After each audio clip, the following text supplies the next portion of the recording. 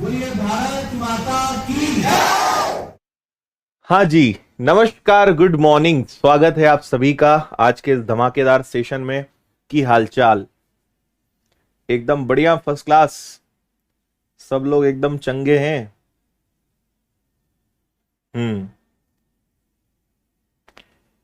चलो, कैसा चल रहा है सब कुछ? मजा आ रहा है रेशो एंड प्रोपोर्शन में?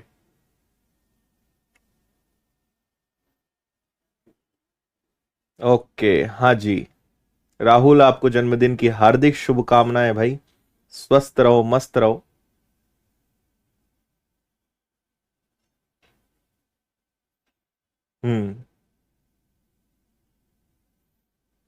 सब लोग बढ़िया।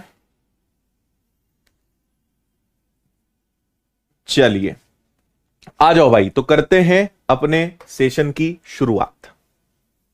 वेरी गुड मॉर्निंग, सभी का स्वागत। सब एकदम बढ़िया, बहुत सुंदर। देखिए, हमने क्वेश्चन नंबर 121 आपको होमवर्क में दिया था और शायद आपने इसको करने का प्रयास भी किया होगा। नहीं किया है तो अभी करते हैं अपन इसको, ठीक है?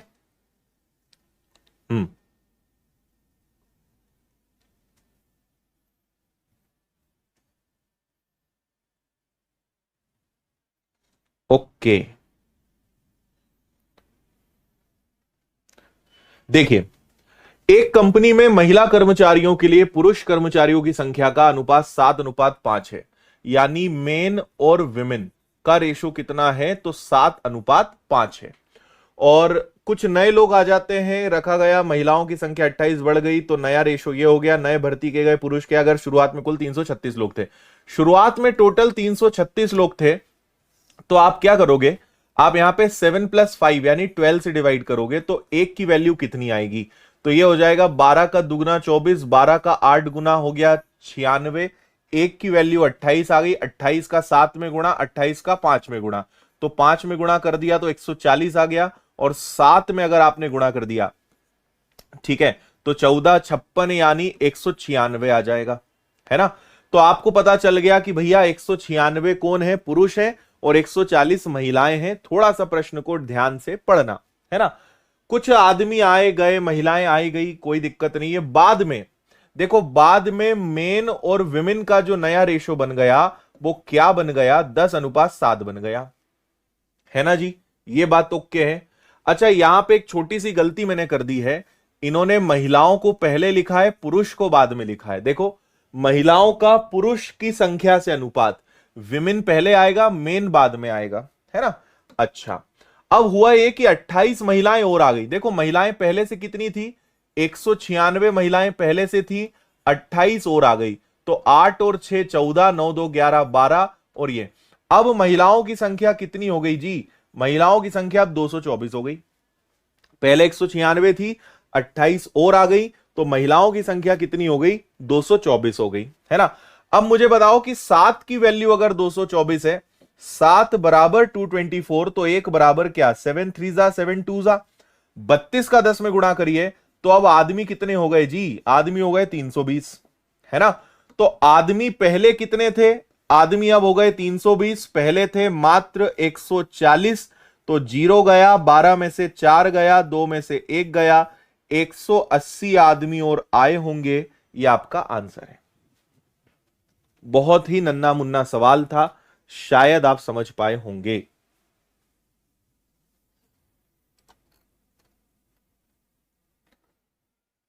ठीक,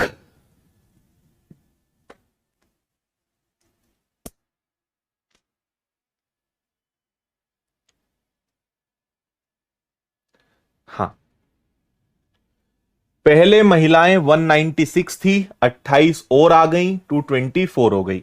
नया अनुपात मेन और विमेन का जो था उसमें 7 की वैल्यू इतनी है, तो 1 की वैल्यू 32, 10 की वैल्यू ये, तो मेन इतने हो गए, पहले इतने थे, 180 और आ गए होंगे। बस यही आपसे वो बोलना चाह रहे हैं।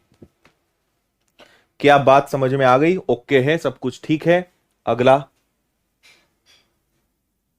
ये वाला सवाल तो आपसे बनना चाहिए था जो मैंने होमवर्क में दिया था, है ना।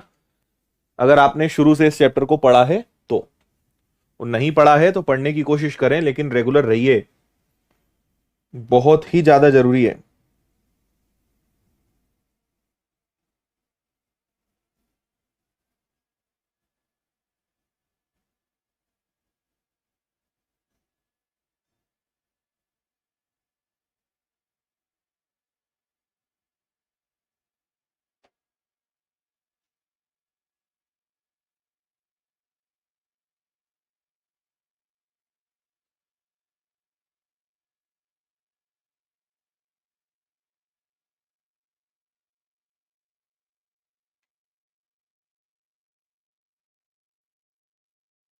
ठीक है,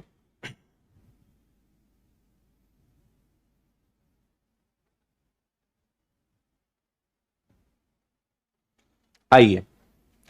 एक कार बनाने में 3 प्रकार की चीजों पर एक्सपेंडिचर होता है।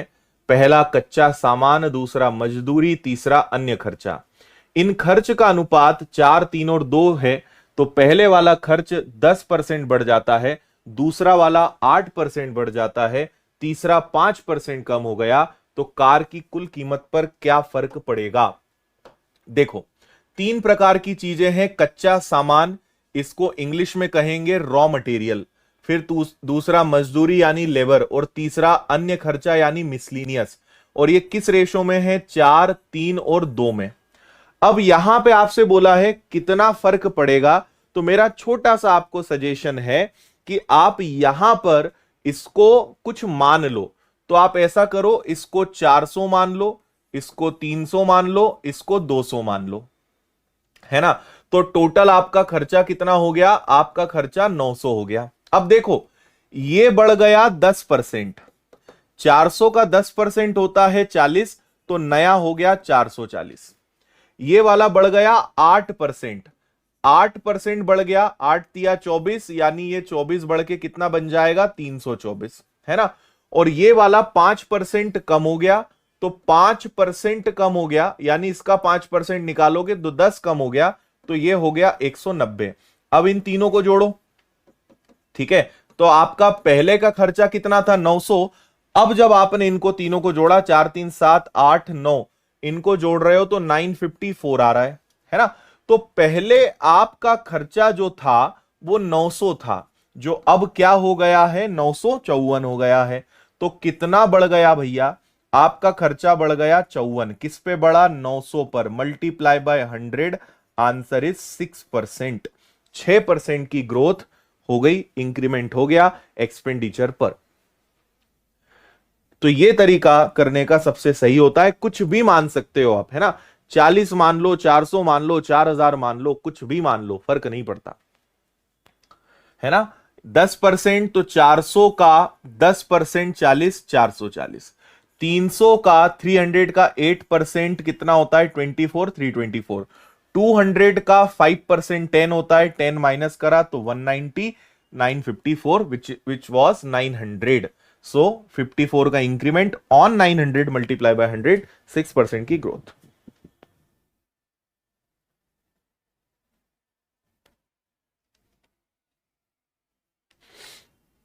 ओके,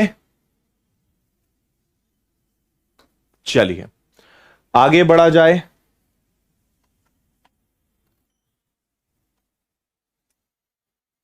हम्म, ये वाला सवाल मैं आपको दो करवा चुका हूं, सेम क्वेश्चन, है ना। आप पढ़ो और आपको याद आएगा, ऐसा क्वेश्चन हम कर चुके हैं। तो ये वाला आपसे बनना चाहिए, मेरी जरूरत आपको पढ़नी नहीं चाहिए। शिवांश विनर्स वाले चैनल पर।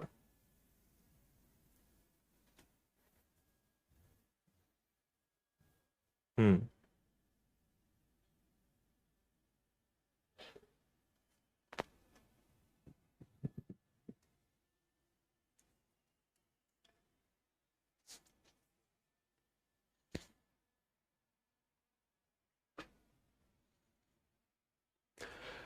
देखो, एक है ऋतिक, बेभव और अनमोल का रेशो क्या है? 4, 5 और 6। जो बाद में क्या बन जाता है? 5, 6, 7, है ना। ये इनकम है और ये एक्सपेंडिचर है ना। अनमोल अपना 20% बचाता है। अनमोल 20% बचाता है। 20% का मतलब होता है 1/5, यानी 5 में 1 बचाता है। तो अगर मैं बोलूंगा कि अनमोल की, ये अनमोल की बात चल रही है ना, अनमोल की इनकम कितनी है? तो अनमोल की इनकम है 5, और अनमोल का एक्सपेंडिचर कितना है? 5 में से 1 की सेविंग करता है, तो एक्सपेंडिचर कितना हुआ भैया? 4। समझे बात को? तो आपको मैंने सिखाया था कि पहले इनको सेम करो, इसको आप गुणा करोगे 5 से, इसको गुणा करोगे 4 से, so that both will become equal. अच्छा, अनमोल है सॉरी, अनमोल पर ध्यान देना है हमें। तो पहले यहां 7 का मल्टीप्लाई, यहां 6 का multiply, so that income expenditure equal हो जाए। उसके बाद हमने आपसे कहा था कि जो रेशो चाहिए, इनकम 5 के रेशो में होनी चाहिए तो 5 का मल्टीप्लाई करो, एक्सपेंडिचर 4 में होना चाहिए तो 4 से मल्टीप्लाई करो, है ना। तो देखो 7 और 5 ओवरऑल आप यहां पे 35 का मल्टीप्लाई करोगे, 6 और 4 ओवरऑल आप यहां पे 24 का मल्टीप्लाई करोगे। ये सब बता चुका हूं, दो सवाल आपको करवाए भी थे, है ना।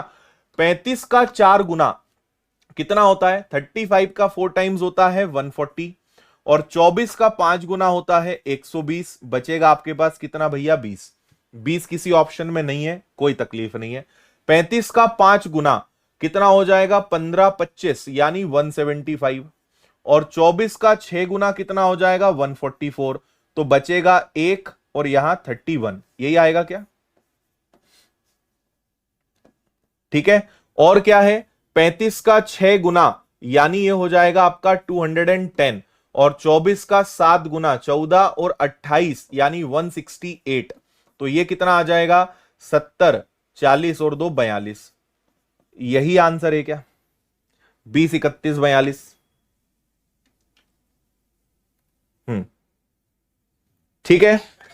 कोई ऑप्शन नहीं है, कोनो दिक्कत ना ही, आंसर आ जाएगा आपका नन ऑफ दिस, इनमें से कोई नहीं।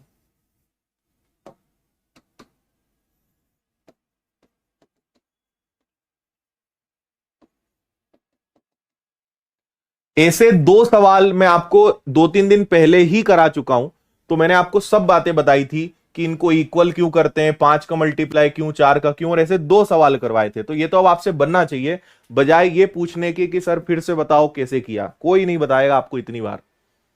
अगला, कुछ नए में पूछो तो अच्छा लगे, तुम लोग वहीं की वहीं बातें पूछते रहते हो।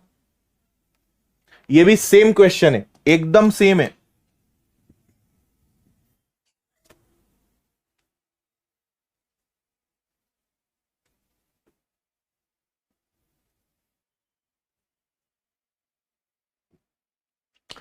एबीसी के आय का अनुपात 5:7:4 है, व्यय का अनुपात 6:5:3 है। सुनना, ये भी सेम पैटर्न है, ए बी एंड सी क्या है, 5, 7 और 4, और व्यय मतलब 6, 5 और 3 है ना।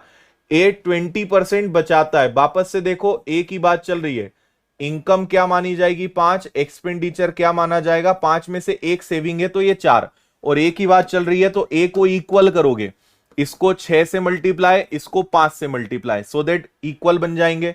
फिर 5 से मल्टीप्लाई और 4 से मल्टीप्लाई, यानी यहां पे आपको किससे मल्टीप्लाई करना है 30 से, और यहां पे आपको किससे मल्टीप्लाई करना है 20 से। तो कर दो फटाफट सब में, 30 इंटू 5, 30 इंटू 7 और 30 इंटू 4 है ना। फिर 20 से कर दोगे 120, 20 से कर दोगे तो 5 का दुगना हो गया 100, और 3 का हो जाएगा ये 60। क्लियर, ये हो गया आपका 30, ये हो गया आपका 110, और ये हो गया आपका 60। क्लियर, ये रेशो आ गया सेविंग्स का, ये और कैंसिल हो सकता है। और इन्होंने बोला है कि टोटल सेविंग्स कितनी है 8000। अभी तक हम केवल सेविंग्स का रेशो निकाल रहे थे, इस बार एक नई चीज क्या आ गई कि उन्होंने कहा सेविंग्स का रेशो भी बताओ, मतलब सेविंग्स को डिवाइड करो। तो 11 और 3 14, 14 और 6 कितना हो जाएगा आपका 20। तो 1 की वैल्यू 40 आ जाएगी क्या, है ना। 20 से ये गया 2 से 400, तो 1 की वैल्यू 400। तो बस अब सब में आपको मल्टीप्लाई करना है। 400 का 3 गुना 1200, 4400 और 2400। सी आपका आंसर है, सी इज द राइट आंसर।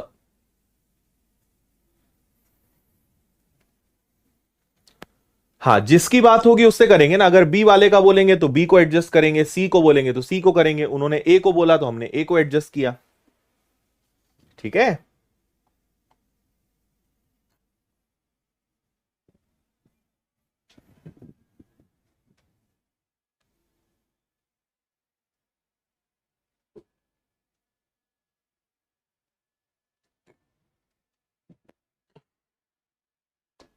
चलो भैया आगे 125।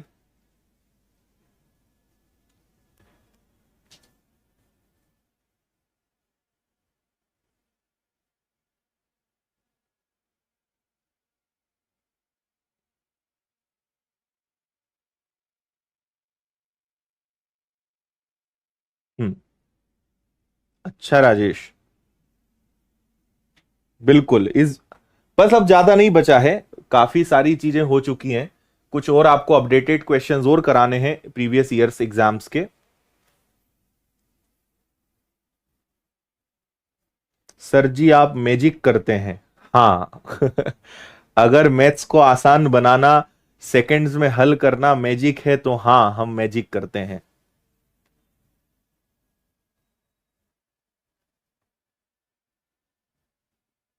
हम्म,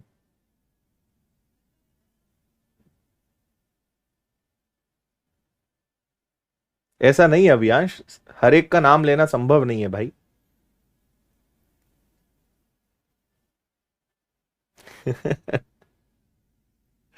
रोहित, रोहित बोल रहे हैं विद्या ददाती सरकारी नौकरी, और सरकारी नौकरी ददाती सुंदर कन्या।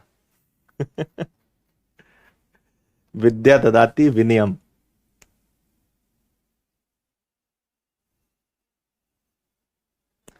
सर आप जिम जाते हैं क्या? नहीं भाई, नहीं जाते, ना किसी को हम सलाह देते।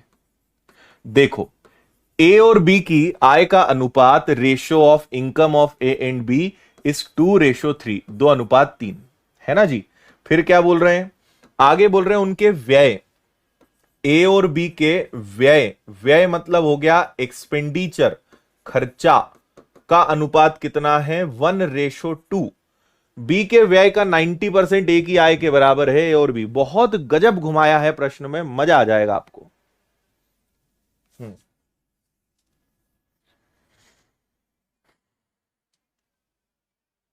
ठीक। हम्म, ठीक, आ जाओ। देखो आप एक बात समझना है यहां पे, आपसे कहा है बी के व्यय का 90% ए की आय के बराबर है, मतलब बी का व्यय, ये क्या है, ये व्यय है, और ये क्या है, ये आय है। समझ रहे हो बात? आपको एक छोटा सा काम करना है, इसको बनाना है 10 और इसको बनाना है 20, ताकि हम इनका परसेंटेज कुछ निकाल सकें। कुछ भी मान लो, 100 200 कुछ भी मान लो, कोई फर्क नहीं पड़ता। बी के व्यय का 90%, बी का व्यय का 90% अगर निकालोगे तो 18 आएगा क्या?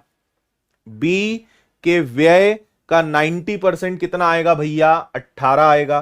तो वो क्या बोल रहे हैं, ए की आय के बराबर है, यानी बी के व्यय का 90% जो आएगा वो ए की आय है, यानी ए वाले भैया की आय कितनी है? 18। अगर 2 की वैल्यू 18 है तो 1 की वैल्यू 9, तो 3 की वैल्यू 27, तो आपको यह पता चल गया। तो बचत बताओ। अब मुझे बताओ कि कोई 18 में से 10 खर्चा करे तो क्या 8 बचाए? कोई 27 में से 20 खर्चा करे तो क्या 7 बचाए? ये बचत आ गई, और क्या चाहिए? 8 और 7, सी आंसर है।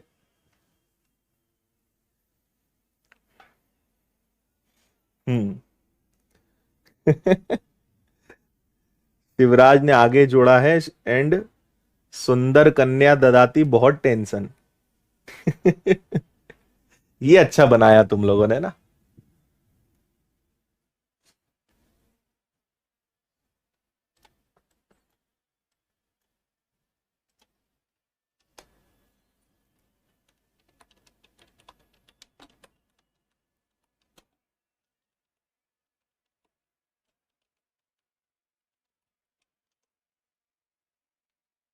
ठीक है।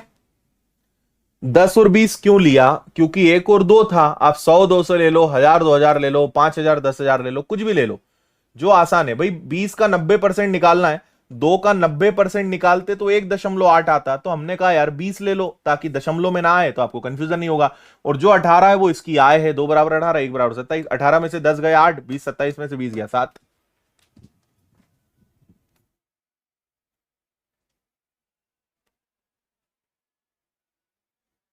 हम्म। ठीक है राखी जी, अच्छी बात है। जो भी नए लोग हैं बीच में से ना पढ़ें, क्लास नंबर 1 से कंटिन्यू करें, और नए चैप्टर को लाइव पढ़ सकते हो। लेकिन शुरू से नहीं पढ़ा है तो पहले पुराना देखिए।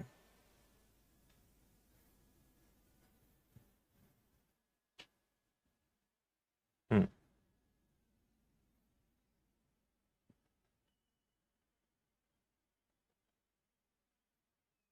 ओके।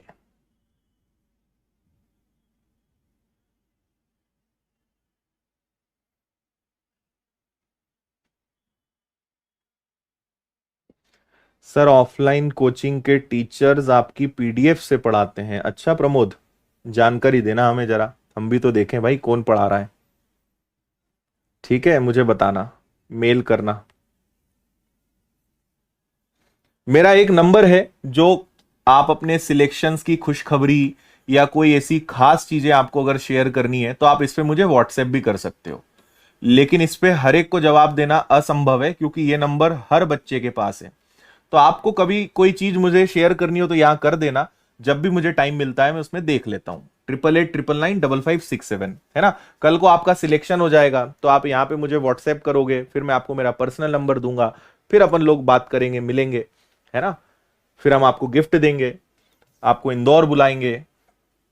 चलो, क्या है भैया सवाल समझना। दो संख्याएं 3:5 के अनुपात में है।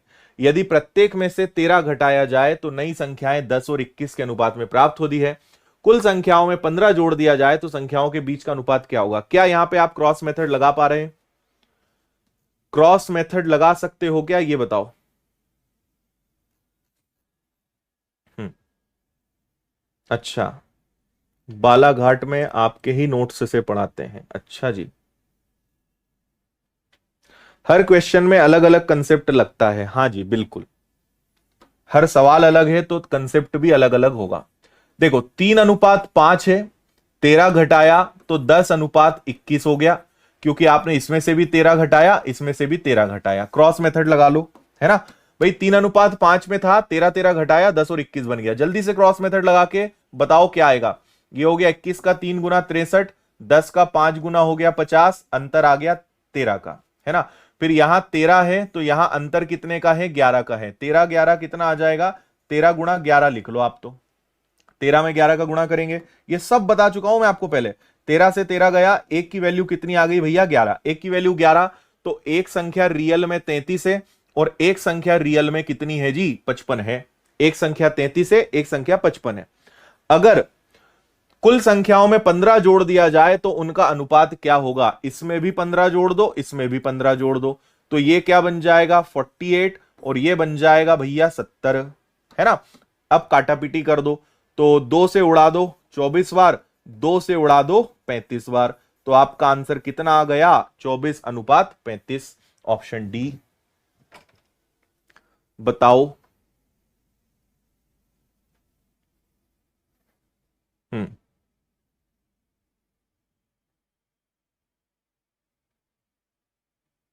हम्म ठीक है, सिंपल था। ये तो हमने पहले भी करना सीखा, बस दोनों में 15-15 जोड़ के अनुपात बताना था और कुछ भी नया नहीं था इस सवाल में। आगे बढ़ जाते हैं।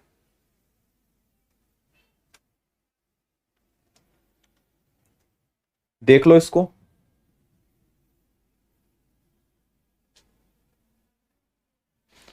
मुरैना में भी आपके क्वेश्चन से पढ़ाते हैं, अच्छी बात है भाई, अच्छा है, ज्ञान फैलते रहना चाहिए।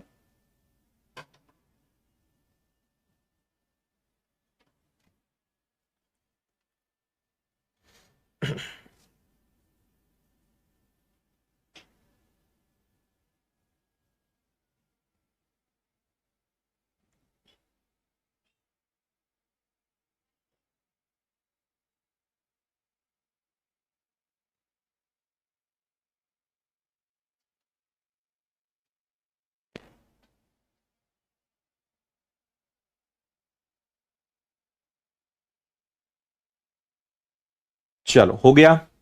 एबीसी 3 मजदूर हैं, इनकी मजदूरी का अनुपात इतना है, ए का वेतन 5 और 6 में बढ़ता है। देखो कोई दम नहीं है, हम लिखेंगे कि भैया पहले वेतन कितना था, ओल्ड सैलरी, और अब नया सैलरी कितना हो गया, है ना। तो ए वाले भाई के साथ क्या हुआ कि उसकी सैलरी 5 और 6 में बढ़ गई। बी वाले भाई के साथ क्या हुआ, उसकी सैलरी 3 और 4 में बढ़ गई। सी वाले भाई के साथ क्या हुआ, उसकी सैलरी 3 और 5 में बढ़ गई, है ना जी। तो मुझे बताओ, ए की सैलरी पहले क्या थी, 10, बी की 12, सी की 15, इसकी 12 थी और इसकी 15 थी, बोलो हाँ या ना, है ना। अब आप एक चीज देखने की कोशिश करो, 5 की वैल्यू 10 तो 6 की वैल्यू 12, 3 की वैल्यू 12 तो 4 की वैल्यू 16, और 3 की वैल्यू 15 तो 5 की वैल्यू 25, बोलो हाँ या ना, है ना। तो उनके नया रेशो क्या बन गया, 12-16-25, 12-16-25, खत्म। हम्म, ठीक है।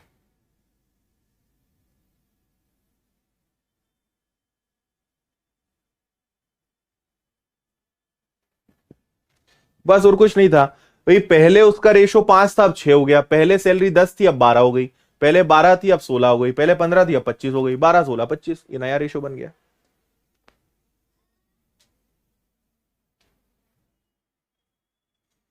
अच्छा।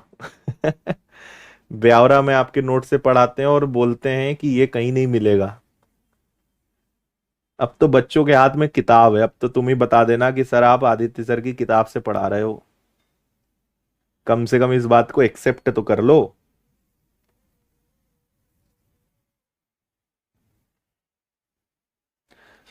जब जब कोई प्रश्न टफ लगे मतलब समझ लो कि वो आसान है।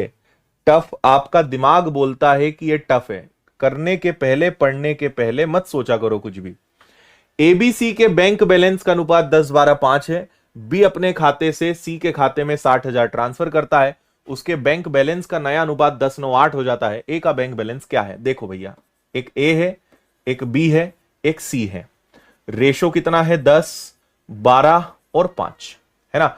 बी अपने खाते से सी के खाते में 60,000 रुपए ट्रांसफर करता है, तो उनका नया अनुपात क्या बन जाता है, नया अनुपात बन जाता है 10, 9 और 8। अब यहां आपको बस देखने का खेल है। अगर आपने ढंग से देख लिया ना तो आप बोलोगे कि ये तो क्या हो गया, इतना इजी, इतना आसान सवाल। ठीक है, सुनना बात ध्यान से। ये 10 का 10 है ना।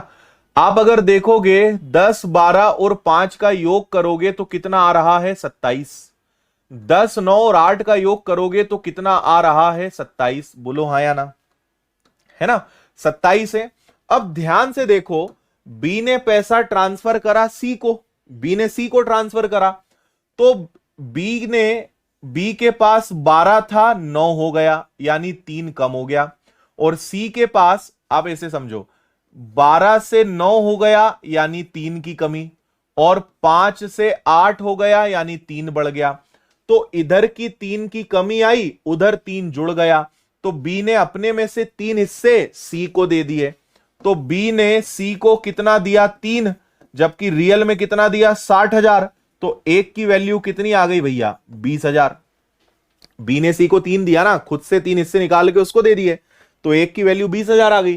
तो ए के पास कितना पैसा था, तो अगर एक की वैल्यू 20,000 है तो ए वाला तो बेचारा वैसा का वैसा ही है, 2 लाख रुपए लेके बैठा है। ओके,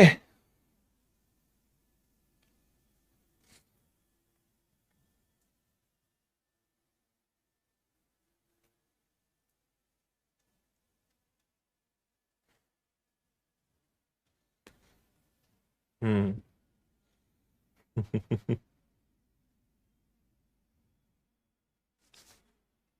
आया समझ में। 3 इससे इसको गया, 3 बराबर 60,000, 1 बराबर 20,000।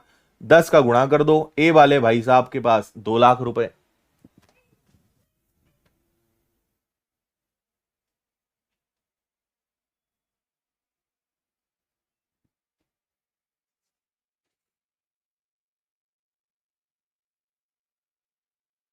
जो क्लास में क्वेश्चन कराते हैं उसका पीडीएफ रोज देते तो हैं भाई सुमन, और जब चैप्टर खत्म हो जाएगा तो आपको इकट्ठी पीडीएफ भी मिल जाएगी।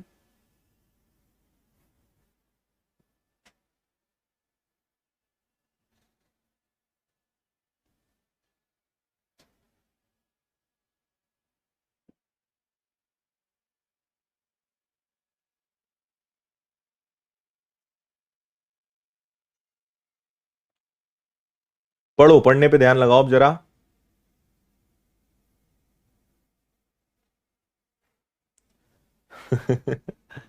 चलो, नाथू और बुचकू की समस्या हल करो तुम तो।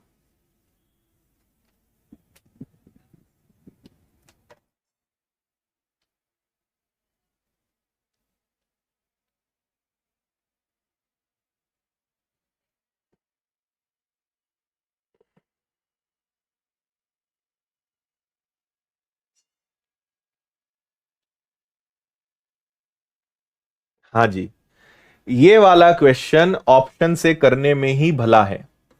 ऑप्शन से करिए और मस्त रहिए, है ना। ऑप्शन से करेंगे अपन इसको। नाथू और बुचकू, प्रत्येक के पास कुछ संतरे हैं। नाथू बुचकू से कहता है यदि तुम अपने संतरे में से 10 मुझे दे दो तो तुम्हारे पास जितने बचेंगे उससे दुगने मेरे पास हो जाएंगे। बुचकू उत्तर बोलता है यदि तुम 10 मुझे दे दो तो मेरे पास संतरों की संख्या वही हो जाएगी जो तुम्हारे पास है। ऑप्शन से करो यार, मत पचो इसमें। पहला ट्राई करो, नाथू और बुचकू। 50, कितने शानदार नाम है यार, नाम रखना पड़ेगा किसी का, बुचकू। ठीक है, 50 और 20, है ना। नाथू बोलता है कि अगर तुम 10 मुझे दे दो, यानी 10 संतरे तुम मुझे दे दो, तो इसके पास हो जाएंगे 60, इसके पास बचेंगे 10। तो यहां तो दुगने होने चाहिए, तो दुगना नहीं, ये तो 6 गुना हो रहा है, गलत बात है। आगे बढ़ो, 70 और 50 ट्राई मार लो। अगर इसके पास 70 हो, इसके पास 50 हो, अगर इससे 10 ले लें नाथू भैया तो 80 हो जाएंगे। तो देखो दुगने हो रहे हैं क्या, सही है। और अगर बुचकू बोलता है कि तुम मुझे 10 दे दो, अपन बराबर बराबर में हो जाएंगे। अगर ये 10 दे दे इसको तो दोनों बराबर हो जाएंगे। दोनों बातें संतुष्ट हो रही है, बी इज द आंसर। ठीक है बुचकू, समझ में आया कुछ?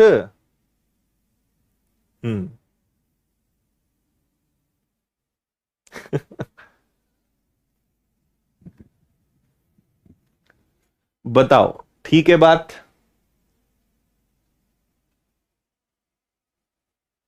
समझ गए? ये 10 कम कर दे तो ये दुगना, ये 10 इसको दे दे तो बराबर, दोनों खुश, अपन भी खुश। अगला सवाल। 130, 130।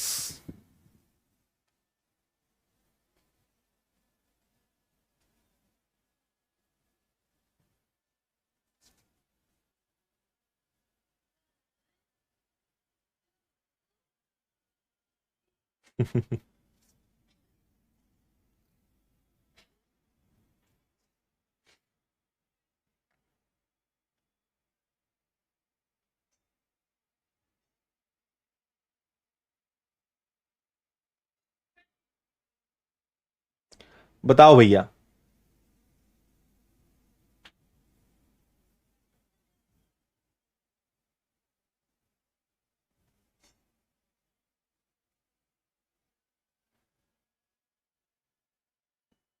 विनोद का नाम बुचकू रख देते हैं, सही बात है।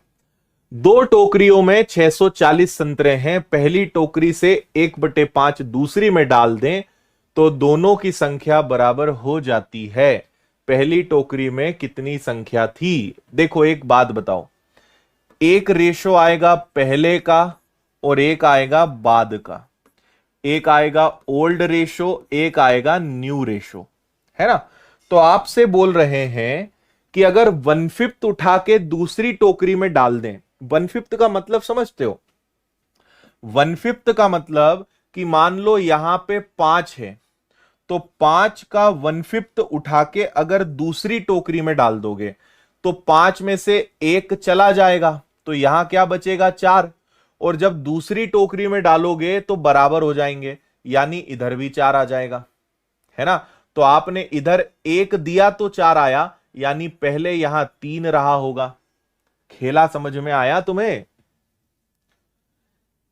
1/5 का मतलब होता है कि अगर 5 संतरे थे तो 1/5 यानी 1 दे दिया, 5 में से 1 दे दिया, 4 बचा, तो इधर 4 बचा तो उधर भी बराबर हो गया, यानी 4 बचा। इधर से 1 कम करके इसको दिया तो 4 हो गया, यानी पहले 3 रहा होगा। बात खत्म हो गई। तो भैया पहले 640 संतरे थे और रेशो 5 और 3 8 का था, 1 बराबर 80।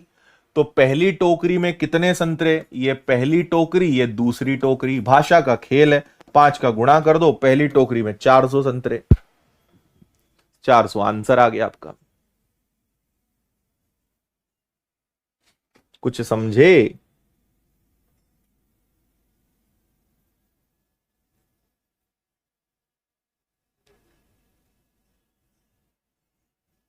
ठीक है, आप इसको 5 मान लो, 5 में से 1 गया, 4, ये 4 है तो ये भी 4 होगा, क्योंकि उन्होंने बोला है दोनों बराबर हो जाते हैं, दोनों बराबर हो जाते हैं। तो एक इसको दिया तो 4 हुआ, यानी पहले 3 रहा होगा, है ना? तो 5 और 3 8, आगे तो आप समझदार हैं।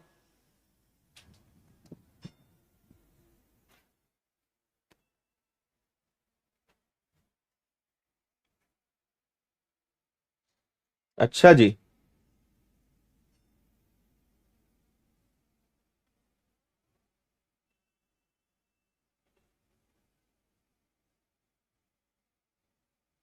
इंग्लिश वाली बुक अमेजोन पे बेस्ट सेलर पे आ गई। अरे वाह यार, बहुत अच्छी खबर सुनाई है आपने तो, वास्तव में बेस्ट सेलर पे आ गई है।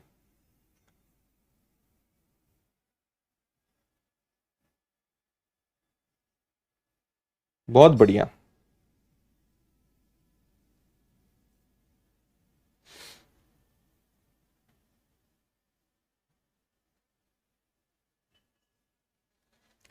देखो, एक परीक्षा में ए का स्कोर बी और सी के अंकों के योग का 1/8 था। एक समीक्षा के बाद उनमें से प्रत्येक के स्कोर में 10 की वृद्धि हुई। सी, बी और ए के संशोधित स्कोर इतने हो गए। सी का स्कोर बी के स्कोर से कितना अधिक था? ए का स्कोर बी और सी का 1/8 था, प्रत्येक में 10-10 की वृद्धि करी, तो नया रेशो जो है बी और ए के संशोधित स्कोर यानी तीनों के स्कोर ये हो गए, तो सी का स्कोर बी से कितना अधिक था। सवाल आपने पढ़ा अच्छे से?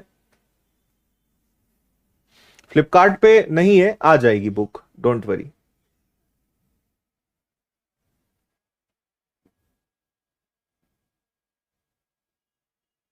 ठीक है,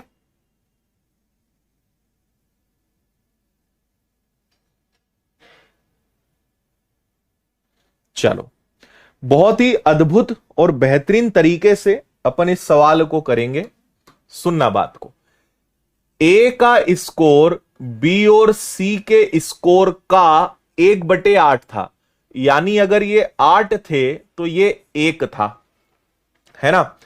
एक समीक्षा के बाद आप देखो, इन्होंने बोला सी, बी और ए का स्कोर का रेशो 11, 7 और 3 था, और आपने हर एक के स्कोर में कितने की वृद्धि करी है? 10 की।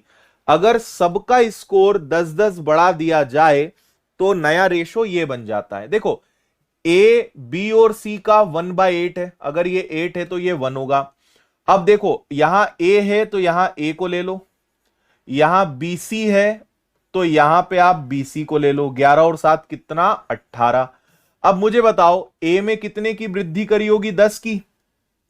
और बी और सी में कितने की वृद्धि करी होगी? 20 की, क्योंकि 10 बी का 10 सी का, तो टोटल कितना हो जाएगा? 20 हो जाएगा, है ना जी। अब देखो, ये हो जाएगा 18, ये हो जाएगा 24। 18 और 24 में अंतर 6 का, 60 और 180 में अंतर 120 का, तो एक की वैल्यू कितनी आ गई? एक की वैल्यू 20 आ गई। अब अगर एक की वैल्यू 20 है तो आपसे बोला है सी और बी का स्कोर बताओ। तो देखो, 20 का गुणा 8 में करो, तो 8 में 20 का गुणा करेंगे तो ये कितना आ जाएगा? 160।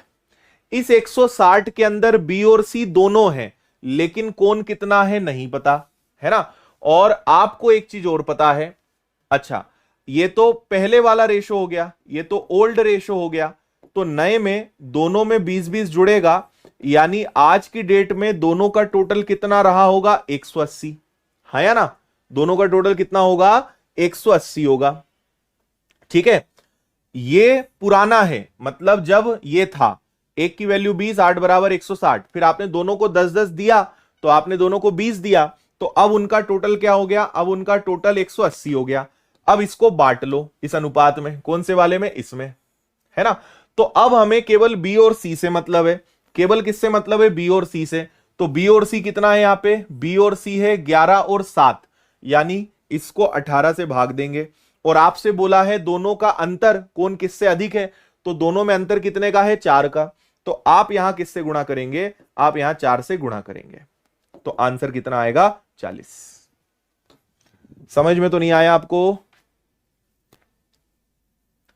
रेशो कितने दिन और चलेगा? अधिकतम 1 दिन या 2 दिन, या तो कल खत्म हो जाएगा या परसों, बस अंत में हम आ चुके हैं।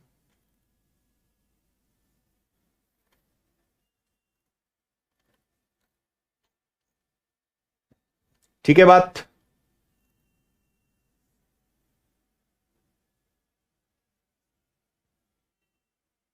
हाँ भाई, ए में 10 जुड़ेगा, बी और सी का 10-10 यानी 20 जुड़ेगा, तो 6 1 बराबर 120 क्रॉस मेथड से। बी और सी के लिए 160, अब 160 इनका पुराना ही हो गया, 10-10 दोनों का जुड़ेगा, बी का भी 10 जुड़ेगा, सी का भी 10 जुड़ेगा, तो 20 जुड़ेगा, तो अब वो होगा 120, है ना। और इस 120 180 में बी और सी दोनों है, तो ये सी है ये बी है, तो इनका रेशो कितना आ गया? इनका रेशो आ गया 18।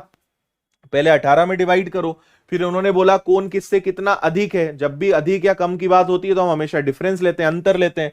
तो अंतर कितने का है? अंतर है 4 का, 4 से गुणा कर दिया, आंसर आपका कितना आ गया जी? आंसर आपका 40 आ गया। बाद वाला पूछा है। ये सब आए हुए प्रश्न है, रियल प्रश्न है परीक्षा के, अलग अलग एग्जाम्स के।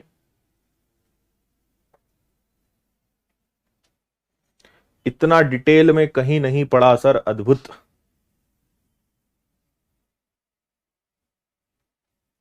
आया मजा? 4 का गुणा क्यों करा?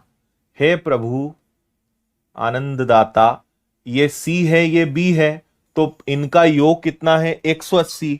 इनका योग कितना है? 18, तो 18 से भाग दे दिया। C का स्कोर B से कितना अधिक है? तो यहां देखो C का स्कोर B से कितना अधिक है? 4, तो 4 का गुणा कर दिया। अब मेरे पास कोई शब्द बचे ही नहीं मेरी डिक्शनरी में जिसको मैं अब बोल सकूं। ठीक है, चलो भैया अगले सवाल पे नजर घुमाओ जरा।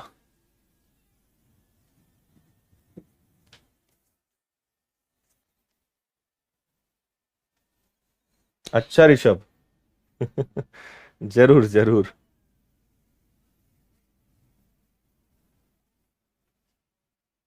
रेशो के रग रग से वाकिफ हो गए अब तो। अच्छा राजेश, कहां से हो तुम? हर घर विनर्स योजना खत्म हो गई क्या? नहीं, खत्म नहीं हुई, लेकिन समय ही नहीं मिल पा रहा है। इतना ज्यादा बिजी शेड्यूल हो गया है ना अभी।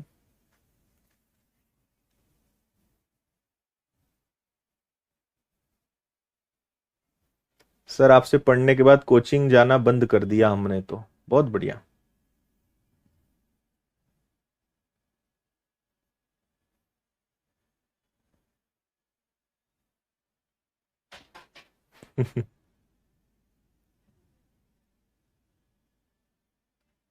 डायमीटर का मतलब होता है व्यास, डबल ऑफ रेडियस। ठीक है, चलो आज यहीं पे रोक दें क्या? इसको आपको होमवर्क में दिया जाता है। आज के लिए वैसे काफी क्वेश्चन हमने कर लिए हैं, इसको हम आपको दे रहे हैं होमवर्क में। कल के सवाल और भयंकर खतरनाक खतरनाक रहेंगे और कोशिश करते हैं कल खत्म करने की। कल नहीं होगा तो 1 क्लास और 2 क्लास अधिकतम चैप्टर खत्म हो जाएगा मैक्सिमम, है ना। और उसके बाद फिर परसेंटेज प्रतिशत को शुरू करेंगे। और आज रात 8:30 बजे भी मैं नया टॉपिक कुछ लेकर आने वाला हूं, बेसिक से पढ़ाऊंगा। अगर आप चाहें तो रात को 8:30 बजे भी आ सकते हो। ठीक है, चलिए विदा लेते हैं। बहुत बहुत धन्यवाद। जय हिंद, वंदे मातरम। खुश रहिए, मस्त रहिए, मुस्कुराते रहिए, मेहनत करते रहिए। Take care.